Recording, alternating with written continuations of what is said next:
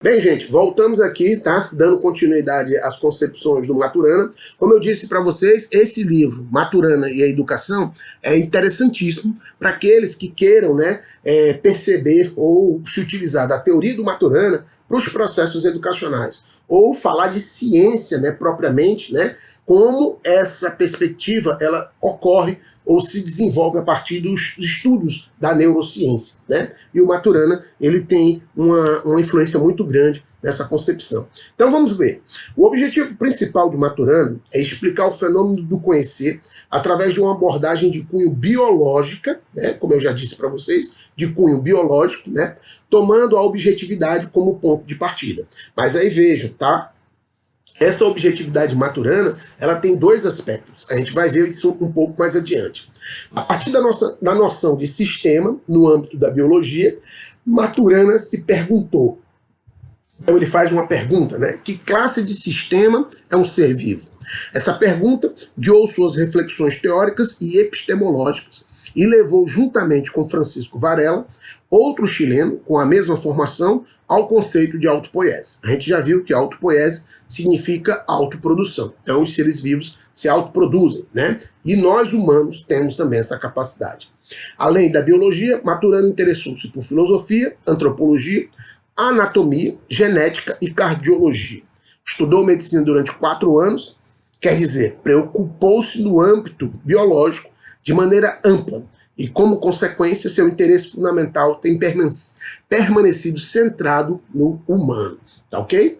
Em particular, seus estudos sobre sistema nervoso e sobre os fenômenos da percepção o levaram à conclusão de que não é o externo o que determina a experiência. Olha que coisa interessante, gente, tá? Então não são os fenômenos, tá, externos ao observador, externos a nós, que determina o processo da experiência.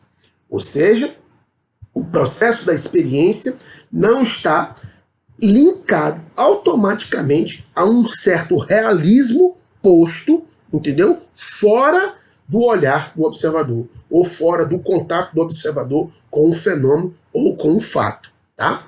O sistema nervoso funciona como uma correlação, funciona com correlações internas. Então, existem correlações internas dentro dos nossos processos, entendeu, cerebrais. Tá? Consequentemente, rejeita o modo tradicional de abordar o ato cognitivo, que, segundo ele, tem sempre a ver com a indicação de algo externo ao sujeito. Ou seja, né, a gente tem algo que está lá fora do sujeito e que impacta o sujeito. O Maturana não vai concordar com essas concepções, tá? Ele propõe que existem 2 caminhos explicativos distintos. Vejam, a objetividade que ele denomina sem parênteses, objetividade que ele denomina sem parênteses, pressupõe que existe uma realidade independente do observador, que adota reflexões e métodos universais, válidos para todos os homens em qualquer lugar, sem levar em conta a emoção. Como essa realidade é única, vale a noção de universo e universalidade. Entende que não é assim que o homem conhece. Vejam, essa objetividade, sem parênteses, é a objetividade própria dos filósofos da ciência, anteriormente, entendeu, ao Maturana. Então todos eles, né, pensam nessa, ou pressupõem, né, que existe uma realidade independente do observador. Praticamente todos eles, né? O Karl Popper, o Thomas Kuhn, o Laudem, o Bachelard, óbvio, né? Eles percebem que existe uma influência do observador sobre o processo do conhecimento, mas eles ainda acreditam que o fato está lá, o fato é externo, o fenômeno é externo ao observador. Para Maturana, tá? Não é assim que ele enxerga os processos, né? Tanto é que a gente vai ver, ele vai criar um conceito, na verdade ele vai ter um conceito, né, que não é um conceito de um universo único, mas multiversos. A gente vai ver isso, que é muito interessante, né? Então, a objetividade entre parênteses, né, que é o que o Maturana defende, leva em conta a emoção e o domínio de ação de cada pessoa, ou seja, toma a experiência do homem enquanto ser humano como foco a partir do qual a ciência se faz no prazer de explicar as coisas. Então a ciência, por exemplo, ela é um ato, é uma ação que nós temos em explicar as coisas. Segundo Maturana, é um prazer que os homens têm de explicar as coisas. Óbvio, que homens são esses? Os homens da ciência. Tá? Nem todo mundo tem o mesmo prazer, porque a emoção não funciona do mesmo jeito. É por isso que a gente vai ver que tem algumas pessoas que possuem mais afinidade, né, com o conhecimento científico do que outras. Mas por quê? Por causa da emoção e do prazer que move elas. O que elas tentam explicar, né, gera um certo prazer. Enquanto que em outras pessoas, né, o processo de explicação das coisas através do processo das ações é diferente. Né? É o que Maturana vai chegar à conclusão. Esse explicar é uma reformulação da experiência com elementos da própria experiência do observador. Vejam, uma reformulação da experiência com elementos da própria experiência do observador. O observador influenciando diretamente no processo de explicação das coisas. Abre-se assim a possibilidade de entender a ciência como conectada ao cotidiano. Podemos ter tantos domínios de realidade, tantos universos, quanto domínios de coerência operacional possam originar na nossa experiência. Daí a ideia de multiverso. Ou seja, vejam, os vários universos são as várias áreas, entendeu? Que nos interessam e geram prazer nos indivíduos ou nos seres humanos para que eles possam explicar as coisas. A música, a biologia, a física, a química, a matemática, as línguas, né? E todos os outros tipos de estudos que vocês possam imaginar. Tá? Então, na verdade, ou os interesses, né? A culinária, qualquer coisa que você possa imaginar. O ser humano ele tem essa tendência de querer explicar as coisas. E cada explicação vai depender da experiência do observador. Né? Como você sente o paladar é diferente de uma outra pessoa que também sente o paladar. Então, por exemplo, um chefe de cozinha, né? Ele vai querer explicar aquele prazer que ele sente através do paladar.